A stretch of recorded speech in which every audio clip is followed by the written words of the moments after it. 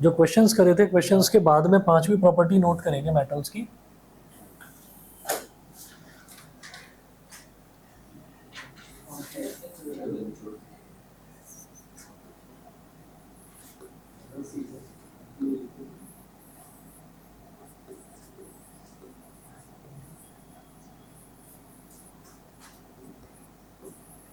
Reaction of metals with chlorine.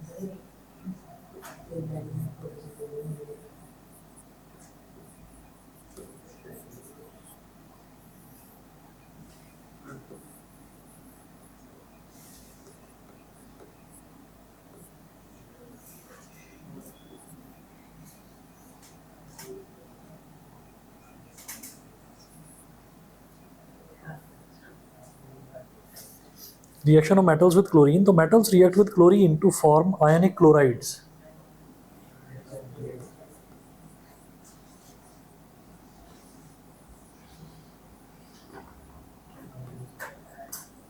Metals react with chlorine to form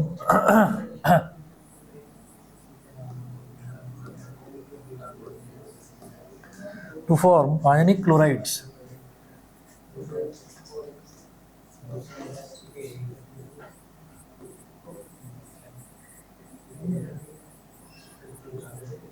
तो metals जो है वो क्लोरीन के साथ में रिएक्ट करते हैं और रिएक्ट करके आयनिक क्लोराइड्स बना लेते हैं। अब इसमें हम कुछ एग्जांपल्स देखेंगे। तो पहला है सोडियम।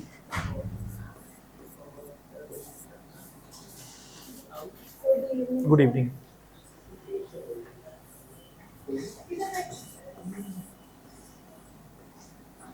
फर्स्ट है सोडियम। तो जितने भी मेटल्स हैं जब वो क्लोरीन के साथ में रिएक्ट करते हैं तो वो आयनिक क्लोराइड्स बना देते हैं। तो जैसे सोडियम का क्लोरीन के साथ में रिएक्शन हम करवाते हैं तो Na है सोडियम प्लस इसका क्लोरीन के साथ में रिएक्शन कराया तो सीधा सीधा एडिशन रिएक्शन होता है ये। जैसे सोडियम है तो सोडियम का हमें मालूम है कि सोडियम की वैलेंसी 1+ होती है और क्लोरीन की वैलेंसी 1- होती है।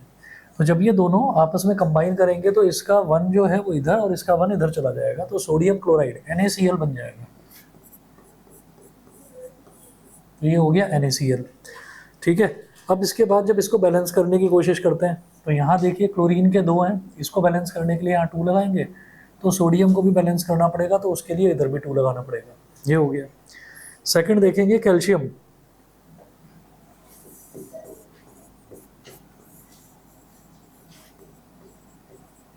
कैल्शियम तो इधर कैल्शियम है और कैल्शियम का रिएक्शन जब हमने Cl2 यानी कि क्लोरीन के साथ कराया कैल्शियम का रिएक्शन तो यहाँ देखेंगे कैल्शियम की वैलेंसी कितनी होती है 2+ और क्लोरीन की वैलेंसी 1-। तो जब कंबाइन करेंगे इसका 1 इसके साथ इसका 2 इसके साथ तो ये हो जाएगा CaCl2। तो इसको आप देखिए इसको बैलेंस करने की जरूरत नहीं है, ये ऑलरेडी बैलेंस्ड है, CaCl2 बैलेंस्ड है। थर्ड देखेंगे मैग्नीशियम।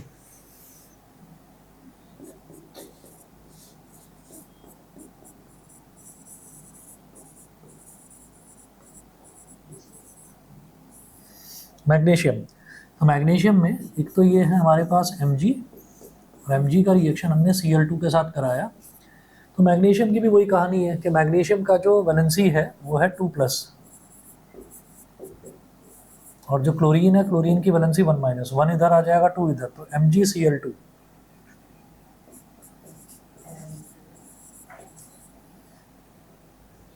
MgCl2। अगला देखेंगे एल्यूमिनियम।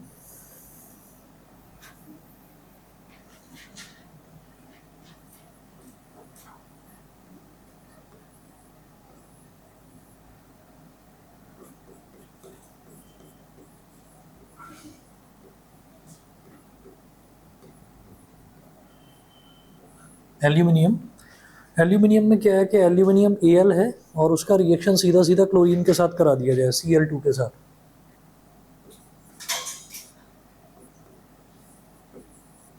Al + Cl2 और एल्यूमिनियम की वैलेंसी हम जानते हैं 3+ होती है, क्लोरीन की 1- होती है तो AlCl3 बन जाएगा। AlCl3 और फिर जब इसको बैलेंस करेंगे तो बैलेंस किस तरह से होगा देखिए क्लोरीन के इधर 2 एटम है और इधर क्लोरीन के 3 एटम है तो 3 और 2 का एलसीएम क्या हो जाएगा 6। ठीक है। तो 6 बन जाएगा, तो यहाँ पर 2 लगाएंगे तो 3 2 ज़ा 6, यहाँ पर 3 लगाएंगे तो 2 3 ज़ा 6। क्लोरीन बैलेंस, एल्यूमिनियम का 2 है, इसके आगे 2 लगा देंगे ताकि ये बैलेंस हो जाए। पांचवा देखते हैं, पांचवा है जिंक।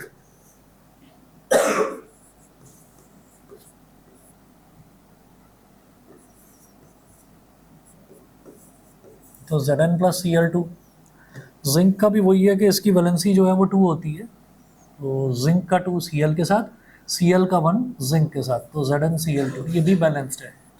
ठीक है ना। अच्छा, मन में ये मत रखना कि भाई क्लोरीन को सिंपली क्लोरीन क्यों नहीं लिखा जा रहा, बार बार Cl2 Cl2 क्यों लिख रहे हैं, क्योंकि क्लोरीन जो है वो हमेशा डाई एटमिक स्टेट में एग्जिस्ट करता है ना, तो इस वजह से इसको हमने Cl2 लिखा है हर रिएक्शन में। उसके बाद 6th देखिएगा, आयरन।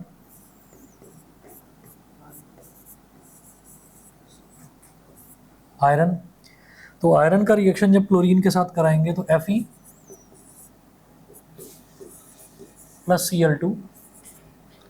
तो ये जो हो जाएगा, अब जब आयरन का रिएक्शन क्लोरीन के साथ में होता है तो आयरन की वैलेंसी हम कौन सी लेते हैं, 3+ वाली वैलेंसी ली जाती है। तो Fe की वैलेंसी है 3+, यानी कि आयरन के 2 फॉर्म्स होते हैं, एक फेरस होता है और एक फेरिक होता है, तो फेरिक लिया जाएगा यहाँ पर। और क्लोरीन की वैलेंसी 1-। आयरन का जब भी रिएक्शन क्लोरीन के साथ होता है तो आयरन की वैलेंसी 3+ ली जाती है, तो 3 इसके साथ 1 इसके साथ, तो क्या हो जाएगा FeCl3। FeCl3 फिर बैलेंस करेंगे तो क्लोरीन का इधर 2 है, इधर क्लोरीन का 3 है, यहाँ पर 3 लिख दीजिए, 3 और 2 का LCM, तो 3 2 3 ज़ा 6, और फिर इधर 2 लिख दीजिए, तो 3 2 ज़ा 6, ये बैलेंस हो गया। उसके बाद आयरन का देखते हैं, तो आयरन का यहाँ पर 2 है, गुड इवनिंग, तो यहाँ पर 2 लगा देंगे।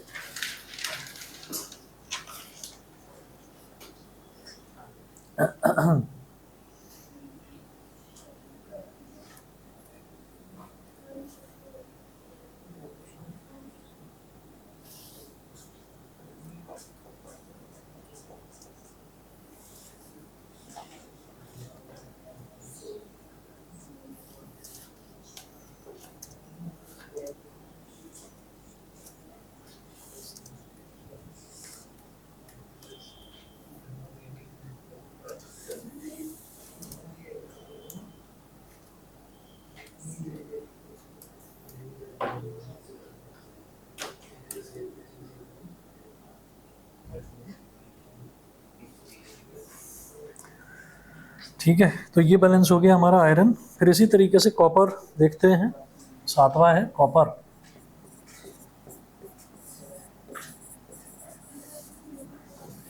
तो कॉपर का रिएक्शन जब क्लोरीन के साथ कराएंगे तो देखिएगा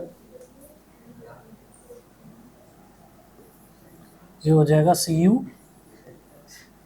Cu+Cl2। तो कॉपर का रिएक्शन जब क्लोरीन के साथ कराएंगे तो क्या हो जाएगा, कॉपर की वैलेंसी भी 2+ होती है और क्लोरीन की वैलेंसी 1- होती है, तो ये हो जाएगा CuCl2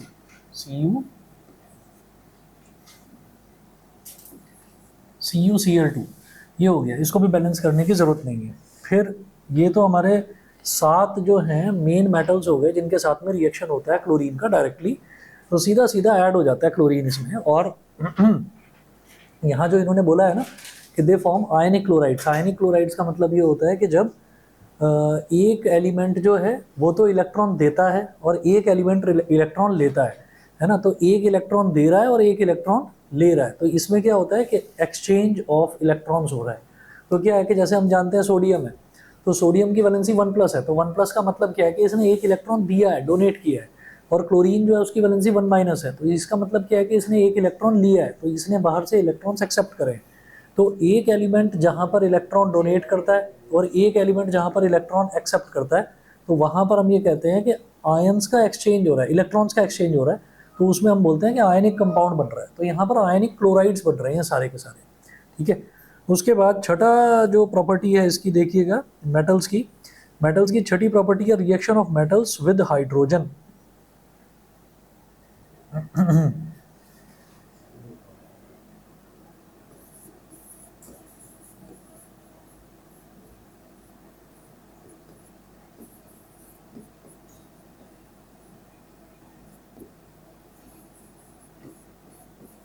reaction of metals with hydrogen.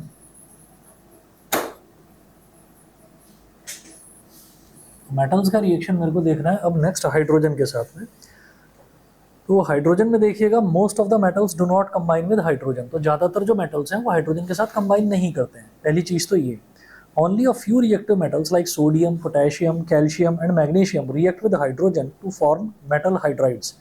तो सारे के सारे मेटल्स तो कंबाइन करते नहीं है हाइड्रोजन के साथ में, कुछ एलिमेंट्स करते हैं, कुछ मेटल्स करते हैं, जैसे कि सोडियम, पोटेशियम, कैल्शियम और मैग्नीशियम, बस ये 4 करेंगे, उसके अलावा बाकी कोई नहीं करेगा। तो हमको इनके 4 के ही रिएक्शंस देखने होंगे बस। नोट करिएगा,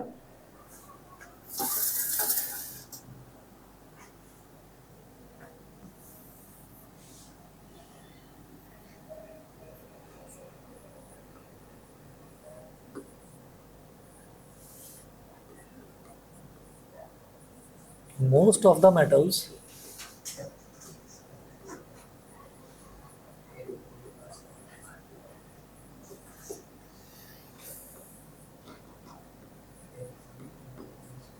do not combine with hydrogen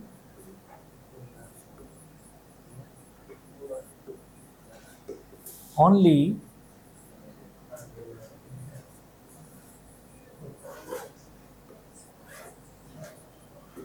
most of the metals do not combine hydrogen only a few metals ना लिखकर reactive metals बोल लेंगे।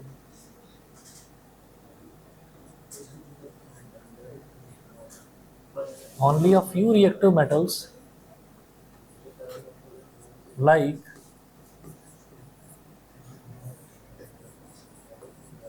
sodium, potassium,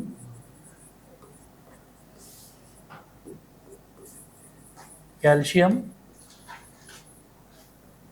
and magnesium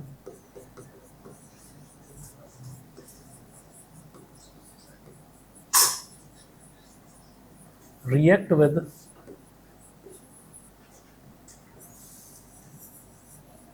hydrogen to form metal hydrides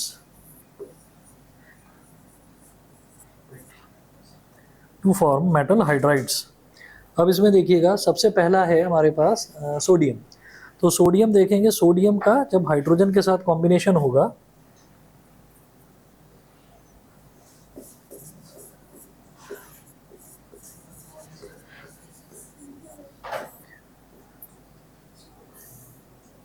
तो सोडियम इसके साथ रिएक्ट करेगा,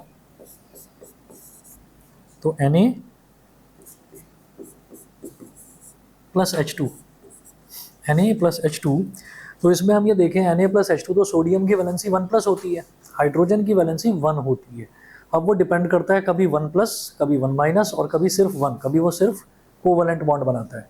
तो यहाँ पर Na की वैलेंसी 1, हाइड्रोजन की वैलेंसी 1, तो दोनों इंटरचेंज कर लेंगे वैलेंसीज, तो क्या हो जाएगा NaH। NaH के साथ में 2 लिखने का पर्पस यहाँ पर भी वही है कि हाइड्रोजन भी क्लोरीन की तरह डाई एटॉमिक स्टेट में ही एग्जिस्ट करता है। तो ये NaH हो गया। फिर जब बैलेंस करेंगे देखेंगे हाइड्रोजन के 2 एटम्स हैं, तो इधर बैलेंस करने के लिए यहाँ पर भी 2 लगाया जाएगा, लगा दिया 2। अब सोडियम का बैलेंस बिगड़ गया तो यहाँ पर 2 लगा दिया। बस इतना ध्यान रखे कि यहाँ पर जो मेरे को सोडियम लेना है वो थोड़ा सा गर्म करके हीटेड सोडियम लेना है। सेकेंड पोटेशियम तो पोटेशियम में भी वही है कि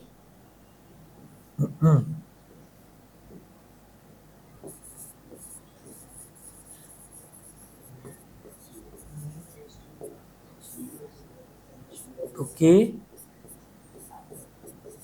plus H2, K plus H2। अब पोटेशियम जो है, K जो है, इसकी वैलेंसी भी वही है, जैसे सोडियम की वैलेंसी 1 प्लस होती है, पोटेशियम की भी 1 प्लस होती है, हाइड्रोजन की 1 होती है। तो K और H ये वैलेंसीज इंटरचेंज करेंगे, क्या हो जाएगा KH हो गया। अब क्या करें कि यहाँ पर हाइड्रोजन के 2 एटम है, बैलेंस करने के लिए इधर 2, पोटेशियम का फिर बैलेंस करेंगे, वो भी इधर भी 2 आ गया। तो यहाँ पर भी रीजन में लिखेंगे हीटेड, नीचे लिखेंगे पोटेशियम को हीट करा जाएगा, हीटेड पोटेशियम ही रिएक्ट करता है हाइड्रोजन के साथ।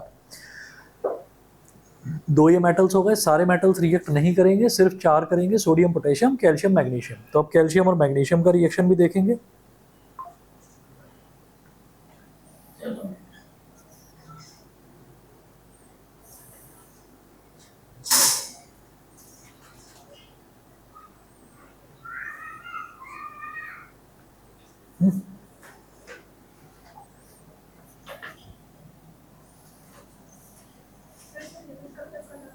15 नवंबर है ना? तुमने से किसने पूछा था ये? हाँ, 15 नवंबर तक हमारा इसमें metal non metal carbon and it's compounds ये 2 चैप्टर तो ये बच रहे हैं, और इसके अलावा फिजिक्स में मैग्नेटिज्म बच रहा है, और बायोलॉजी में हेरिडिटी बच रहा है ना? सब हो जाएगा, 15 तक हो जाएगा। क्या? हाँ, मुझे आइडेंटिफाई नहीं कर पाया मैं। ये क्या बोल रहा था, तकबक तकबक? हाँ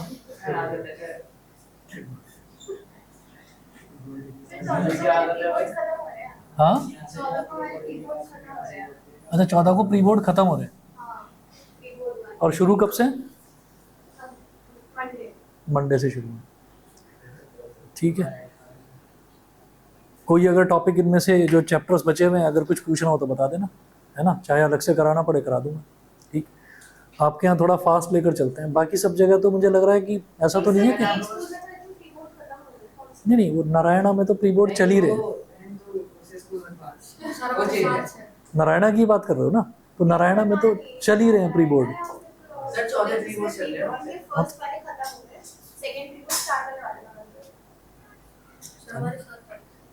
तुम्हारे 7 तारीख से, तुम्हारा भी सिलेबस कंप्लीट हो चुका है स्कूल में?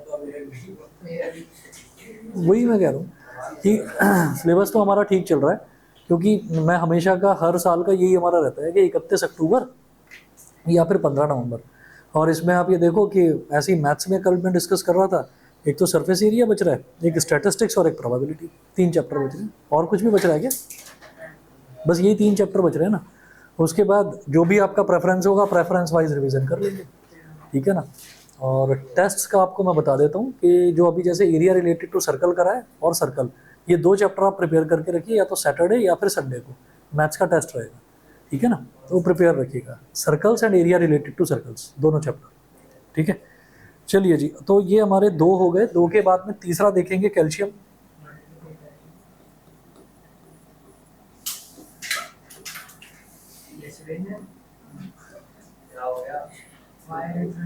भाई यशवंत चल क्या रहा है तुम्हारा? कभी पेन की कैप फेंक देते हो, कभी कुछ। अब ये लो फिर। अरे ये फेंका किसने है? तुम्हारा है क्या ये? तो तुमने फेंका क्यों भाई फिर ये? अरे तो ब्लू पेन है तो ब्लू उसको फेंकते, ये क्यों फेंक दिया तुमने? क्यों भाई कौतिक तुमने? सही है। अच्छा, मतलब कुल मिलाकर ये है कि ये ना एक लिविंग थिंग है जो कि कहीं पड़ा हुआ था, और इसकी आत्मा जागृत हुई एकदम से, ये उठा और कूद कर यहाँ पर आ गया। ये यशस्वी तुमने फेंका है? हाथ से इतना दूर छूटा। चलिए जी, कैल्शियम का देखिएगा।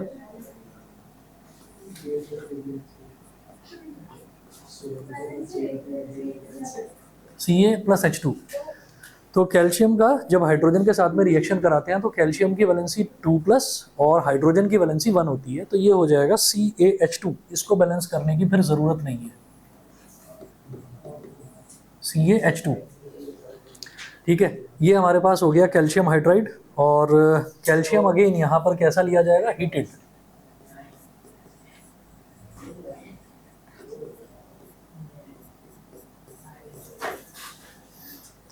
फोर्थ देखिएगा मैग्नीशियम।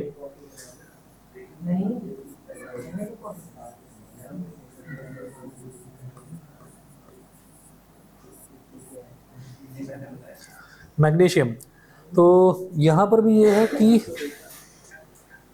हीटेड मैग्नीशियम के साथ होता है, ठीक है? 1 मिनट वेट करिए बस, अभी है।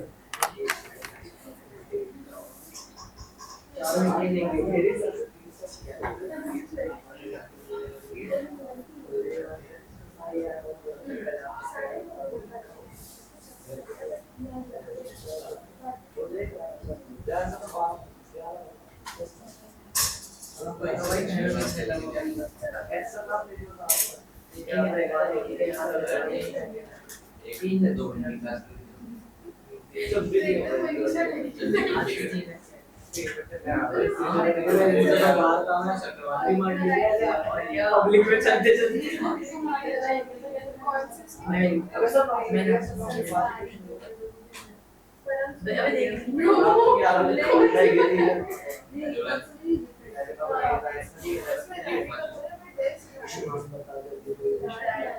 अरे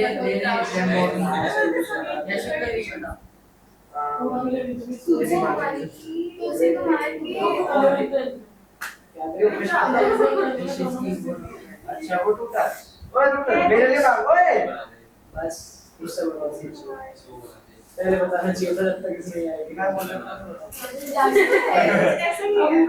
कौन सी है अरे अभी इतना नहीं है अभी से भी और बड़ा और बड़ा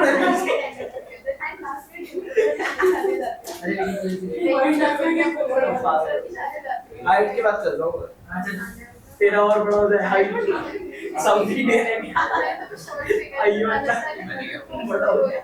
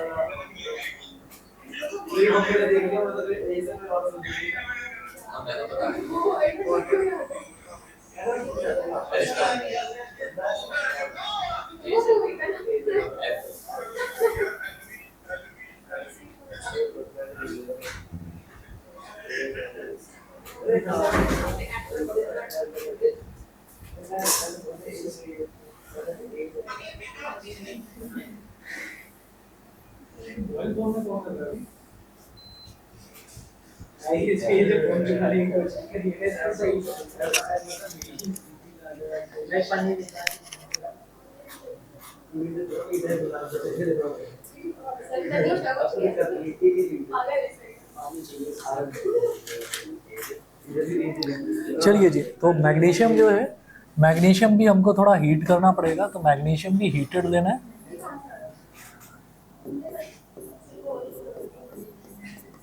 और फिर जब इसका भी H2 के साथ रिएक्शन कराएंगे तो मैग्नीशियम की वैलेंसी भी 2 है, हाइड्रोजन की 1 है, MgH2।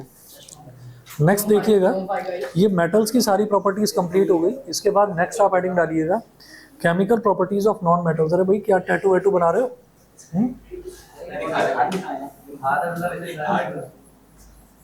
क्या बना लिया? ये क्या यू शेप मैग्नेट? अच्छा ये तो ए लिखा है इसमें, आर ऑफ बदमोस। ओके अभी देखूंगा। Chemical properties of non metals.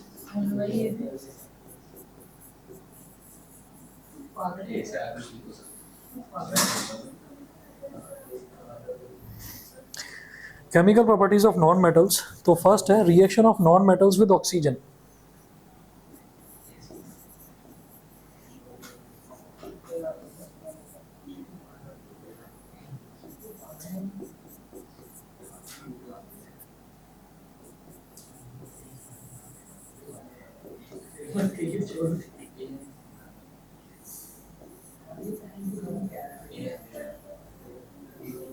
Reaction of non metals with oxygen, ठीक है। तो जैसे हमने मेटल्स के सारे रिएक्शन देखे थे ना, ऑक्सीजन के साथ, फिर वाटर के साथ, फिर सॉल्ट्स के साथ, एसिड्स के साथ, तो इसी तरीके से यहाँ पर भी सारे के सारे रिएक्शन वैसे ही देखेंगे जैसे मेटल्स के देखे थे।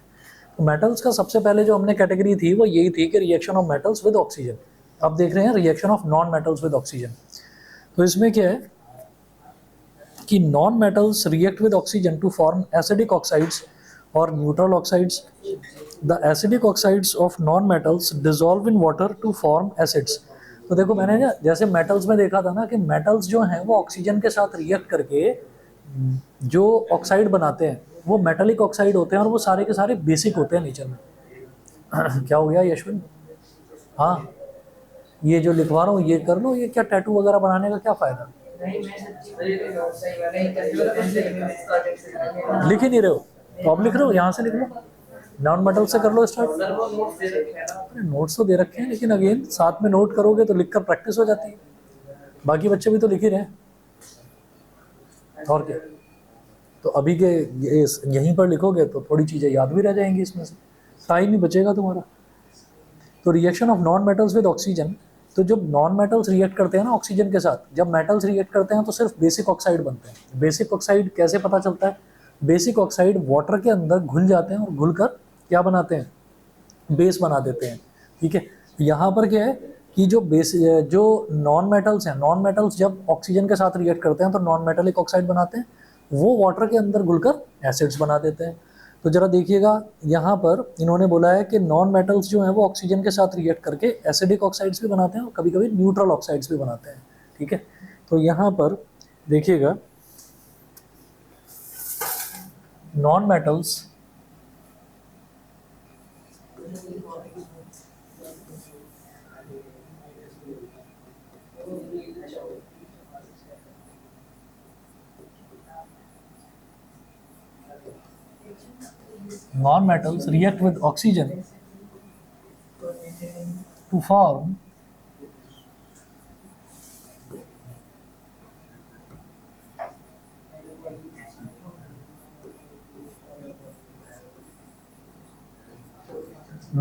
react with oxygen to form acidic oxides and neutral oxides.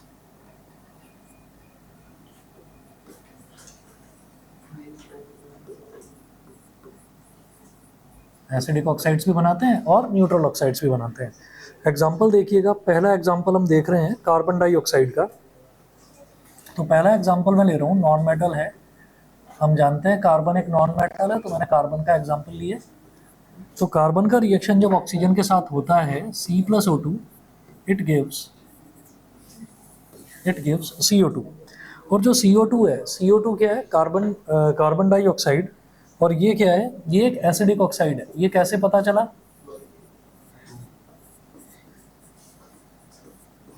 ये कैसे पता चला कि ये एसिडिक ऑक्साइड है? इसको अगर वाटर के अंदर डिसॉल्व करते हैं तो फिर ये एक एसिड बना देता है। कैसे? CO2 + H2O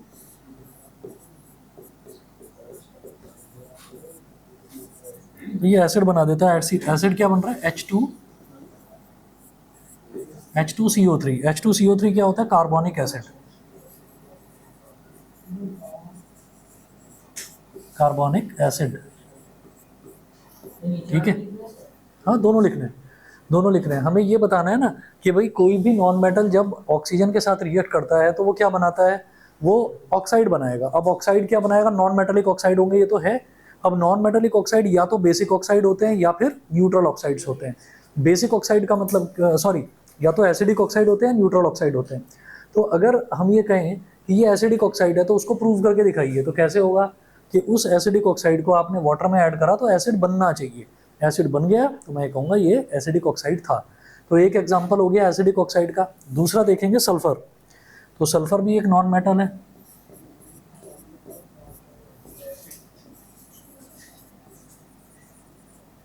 दूसरा एग्जाम्पल हमने लिया सल्फर का। तो सल्फर भी एक नॉन मेटल है। तो S+O2 गिव्स SO2। तो sulphur plus oxygen gives SO2, ये हो गया। अब इसको भी H2O में ऐड करेंगे।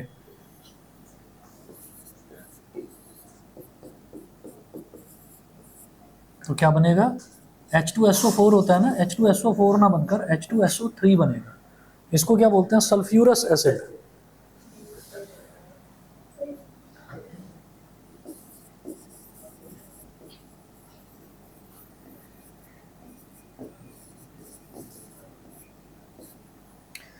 Sulphurous acid.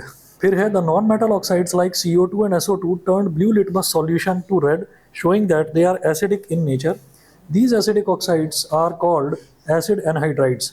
ये जो एसिडिक ऑक्साइड्स है ना, इनको एसिड एनहाइड्राइड्स भी कहा जाता है। क्यों?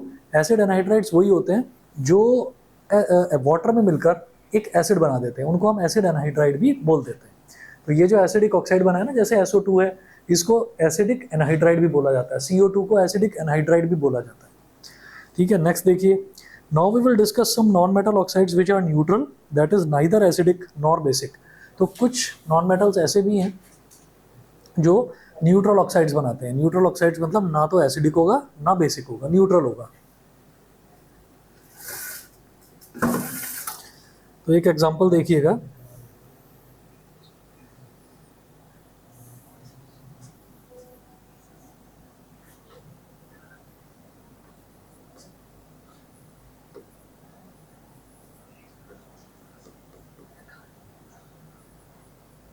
Examples of neutral oxides. Neutral oxides के एग्जांपल देखेंगे तो पहला देखेंगे कार्बन का।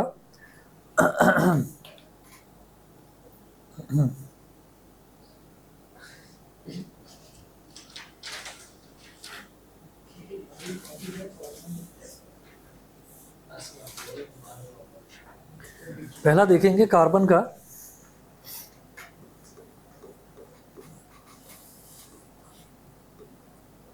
तो फर्स्ट है कार्बन। तो कार्बन तो हम यहाँ पर भी देख चुके हैं।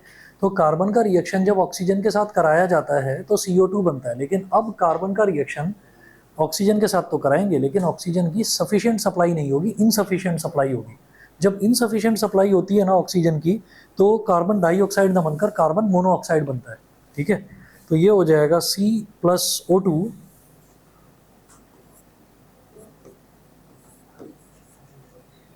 ब्रैकेट में लिखना इनसफिशिएंट एयर,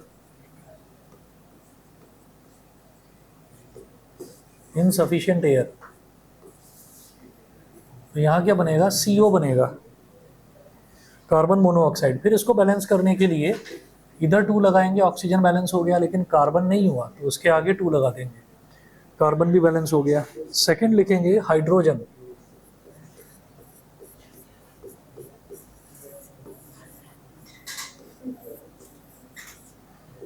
हाइड्रोजन, हाइड्रोजन में क्या है, H2+O2। हाइड्रोजन भी तो एक नॉन मेटल है। तो जब इसका ऑक्सीजन के साथ रिएक्शन कराते हैं तो H2O बनता है, और फिर इसकी बैलेंसिंग करेंगे। तो ऑक्सीजन को बैलेंस करने के लिए 2 लगा दिया, ऑक्सीजन हो गया, और हाइड्रोजन के लिए इधर 2 लगाया।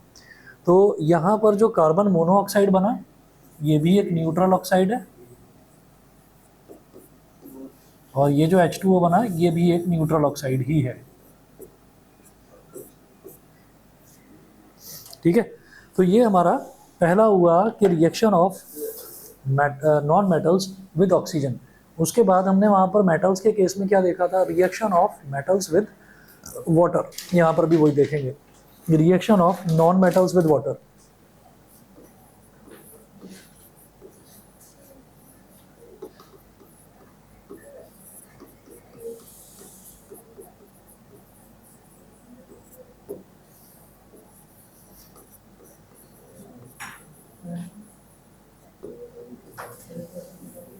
Reaction of non metals with water. अब नॉन मेटल्स का जो रिएक्शन है वाटर के साथ में, वो देखिएगा बड़ा आसान है, उसमें आपको कोई रिएक्शन वगैरह करने की जरूरत ही नहीं है। देखिए क्या है, non metals do not react with water और steam to evolve hydrogen gas. This is because non metals can not give electrons to reduce the hydrogen ions of water into hydrogen gas. ठीक है, तो ये आपको जो reason है, ये reason आपको याद रखना है कि non metals do not react with water.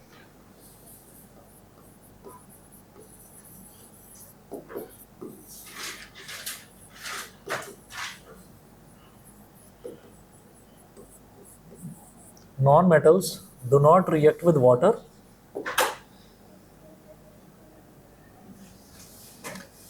to evolve hydrogen gas. Hydrogen gas evolve करने के लिए वो रिजेक्ट करता ही नहीं है वाटर के साथ में, because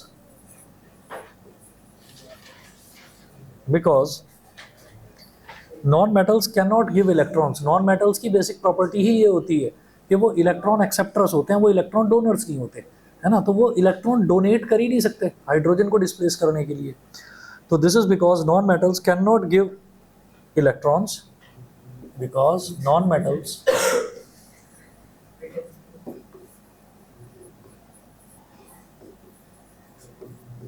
can not give electrons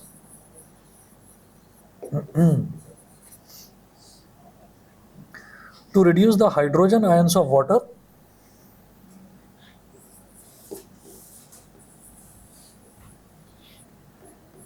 hydrogen ions of water to give hydrogen gas. तो वो हाइड्रोजन को डिस्प्लेस कर ही नहीं पाते, ठीक है ना। तो ये तो इसका हुआ reaction of non metals with water. तो इसमें बस यही आपको रीज़न याद रखना है, ठीक है ना। इसको छोड़ नहीं सकते। आप ये सोचेंगे भाई इसका तो कोई रिएक्शन ही नहीं है, तो इसको तो मुझे प्रिपेयर करने की जरूरत ही नहीं है। इसमें क्या देख रहे हो? हाँ, दिख जाता है ऐसे, दिख गया कितना। तो नॉन मेटल्स जो हैं वो रिएक्ट नहीं करते, तो उसमें रीज़न है उसका। तो रीज़न ये आप लिखेंगे कि they can not give electrons to produce hydrogen ions of water to give hydrogen gas. ये हो गया। अच्छा जी, इसके बाद थर्ड रिएक्शन देखेंगे। उसमें था reaction of metals with dilute acids, यहाँ होगा reaction of non metals with dilute acids.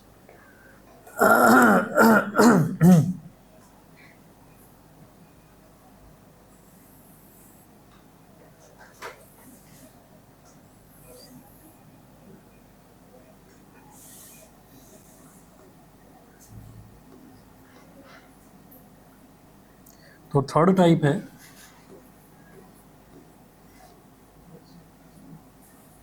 Reaction of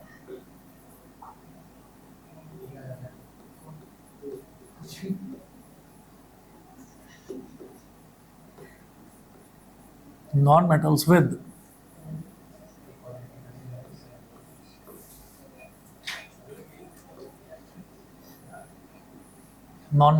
dilute acids. तो इसमें देखिएगा non metals do not react with dilute acids. तो यहाँ पर भी वही है कि नॉन मेटल्स जो हैं वो डाइल्यूट एसिड्स के साथ रिएक्ट नहीं करते। तो रीज़न क्या है? If non metals like carbon, sulphur और phosphorus are put into a test tube containing dilute sulfuric acid or dilute hydrochloric acid, then no hydrogen gas is evolved. This is because non-metals do not displace hydrogen from acids. लिखेंगे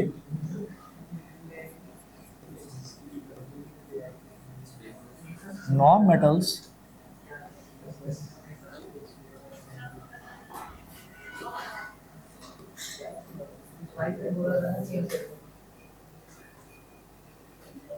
बना लिया tattoo, इसे कहते हैं भाई dedication. Non metals do not react with dilute acids because they do not displace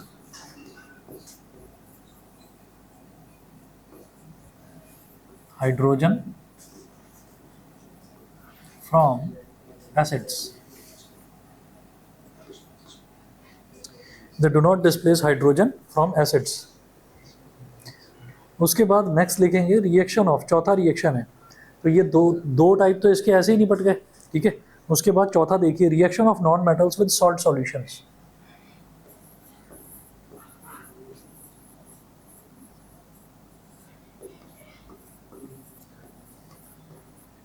reaction of non-metals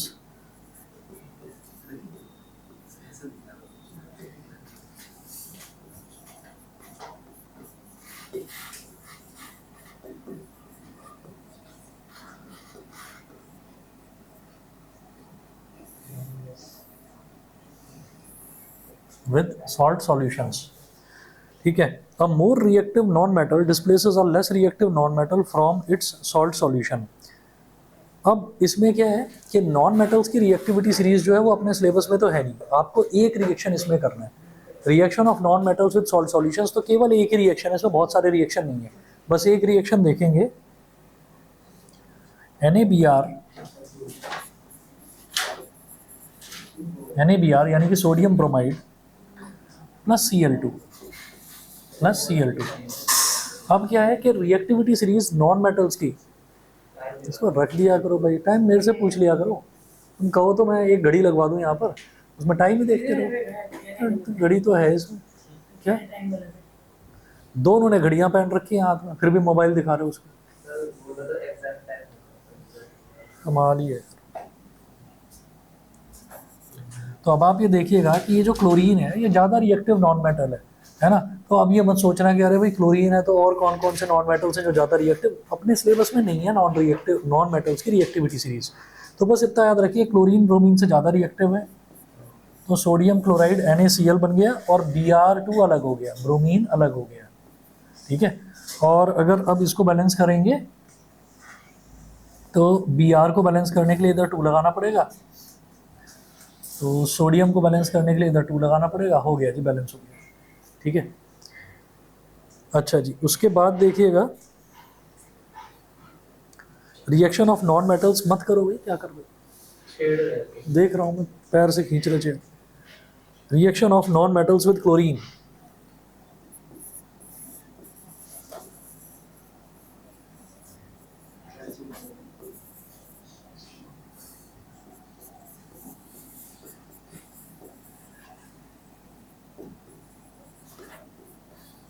reaction of non metals with chlorine.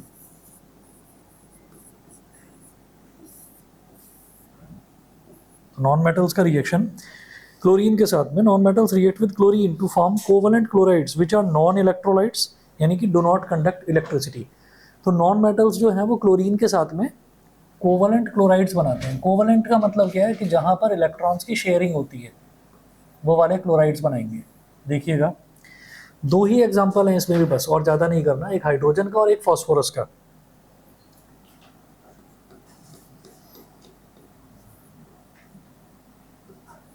Hydrogen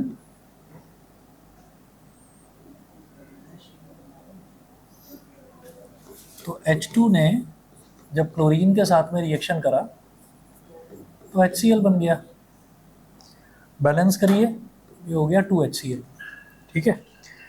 ऐसे ही phosphorus,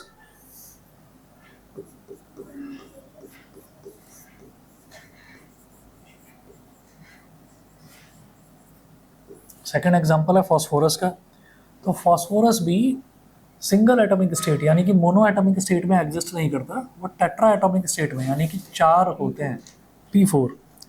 और फिर क्लोरीन के साथ जब इसका रिएक्शन होगा फॉस्फोरस की, 2 वैलेंसी शो करता है फॉस्फोरस, +3 भी शो करता है, कभी कभी +5 भी शो करता है। हमारे सिलेबस में 5 वाला नहीं है, हमें 3 वाला करना है बस। तो फॉस्फोरस अपनी वैलेंसी 3 क्लोरीन को दे देता है और क्लोरीन की वैलेंसी 1 उसके साथ आ जाती है, तो PCl3 बन गया। अब जब इसको बैलेंस करेंगे तो क्लोरीन का 3 है और 2 है, तो बैलेंस करने के लिए या तो 3 लगाया जाए, इधर 6 हो जाएगा, लेकिन फॉस्फोरस का 4 है तो उसको बैलेंस करने के लिए यहाँ 4 तो लगाना ही पड़ेगा। क्लोरीन का कितना हो गया, 3 4 12, तो यहाँ पर 6 लगाना पड़ेगा, ठीक है ना।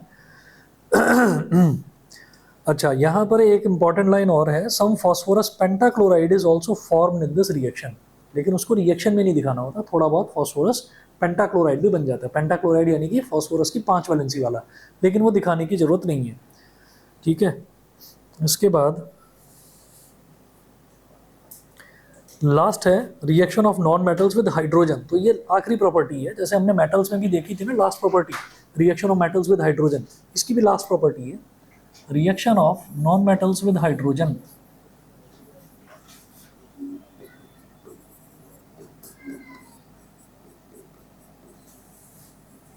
नॉन मेटल्स विद हाइड्रोजन,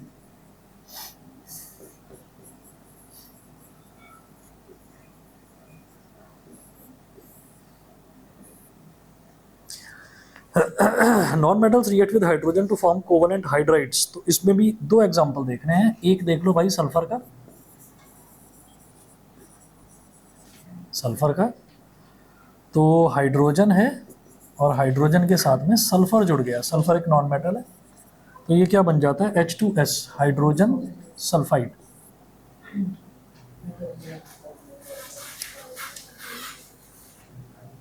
इसकी एक स्मेल होती है, स्मेल ऑफ रॉटन एग्स। ये जो छोटी छोटी प्रॉपर्टीज़ हैं ये याद करनी इसलिए ज़रूरी है, पेपर में ना वो डायरेक्टली बोलते नहीं है कि हाइड्रोजन सल्फाइड बना, वो कहेंगे कि एक ऐसा कंपाउंड बना है जिसमें से स्मेल आती है रॉटन एग्स वाली। सेकंड है नाइट्रोजन,